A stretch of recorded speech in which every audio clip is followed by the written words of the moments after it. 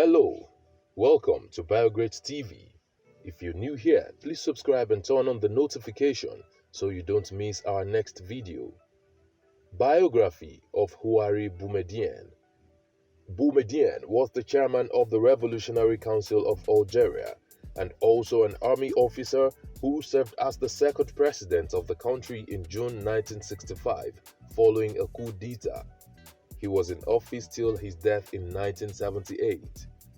The birth date and place of Boumédiène remain uncertain as there have been different records. While some say he was born on the 23rd of August 1927 at Guelma, others say that he was born on the 27th of August 1925 at Clozel near Guelma. Some sources also argue that he was born on the 23rd of August 1932 at Heliapilis.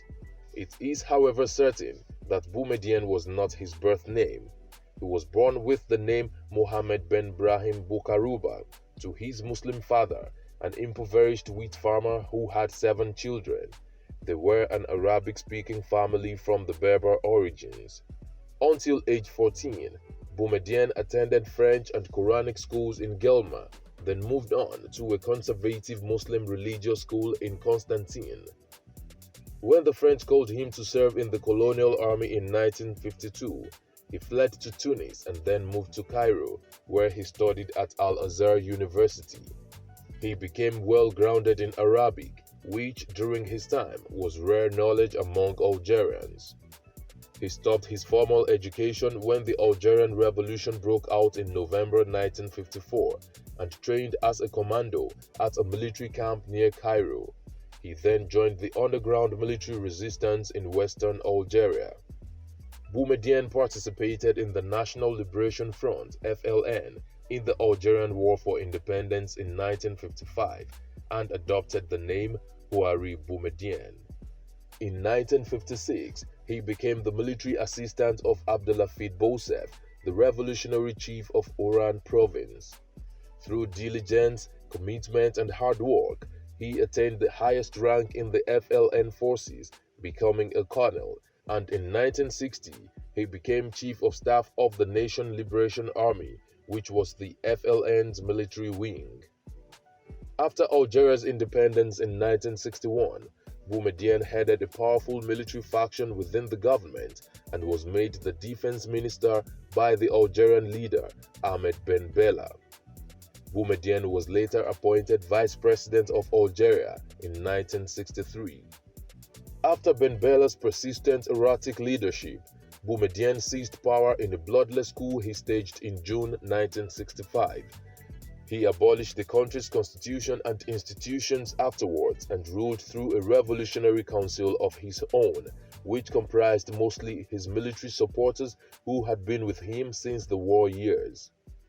Because he did not appear as firm as his predecessors, Boumédiène was initially seen as a weak leader.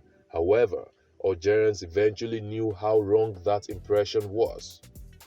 He opted for a more systematic and planned program of state-driven industrialization, unlike Ben Bella's regime when Algeria had no advanced production. In 1971, Boumédiène nationalized the Algerian oil industry, and this led to a tremendous increase in government revenue. Algeria forever remembers his years of governance, as there was consistent economic growth in the country. There was also political stability while he was Algerian president, as he focused on resolving the numerous challenges that the country struggled with. Boumédiène was a leading figure in the non-aligned movement. He negotiated important industrial contracts with Western countries. However, he maintained close but independent relations with the Soviet bloc. This was a rare achievement in the circle of post-colonial African leaders.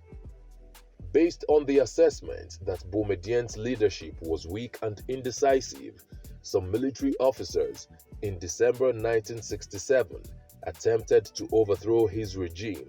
However, their attempt failed. He then asserted his direct and undisputed leadership in Algeria afterwards. He was married to Anissa Al-Mansali. Boumédiène was a moralist who prided himself on his simple tastes and austerity. He was also quiet and reserved, yet passionate whenever he called for discipline, sacrifice, and purity from his fellow Algerians. He rarely smiled and spoke in public. He also appeared dispassionate most times.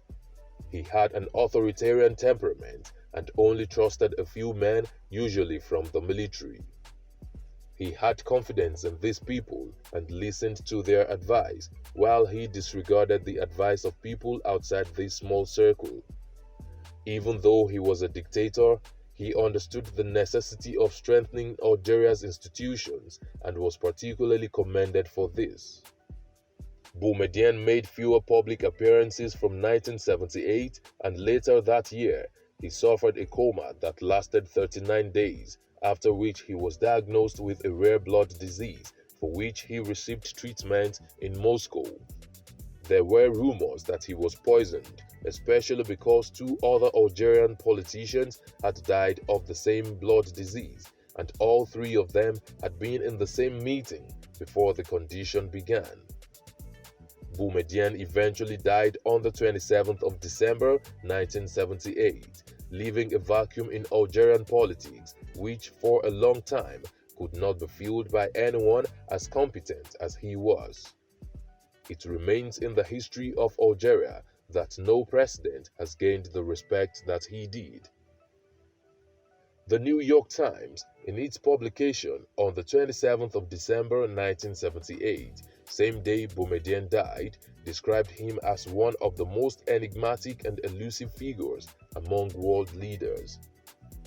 Houari Boumédiène Airport near Algiers was named after him, together with Houari Boumédiène District, a district in his native Guelma province. What have we missed out of this biography of Boumédiène? Let's know in the comment section. Will it be ridiculous to subscribe to our channel? If no, please like this video, share, and subscribe to our channel.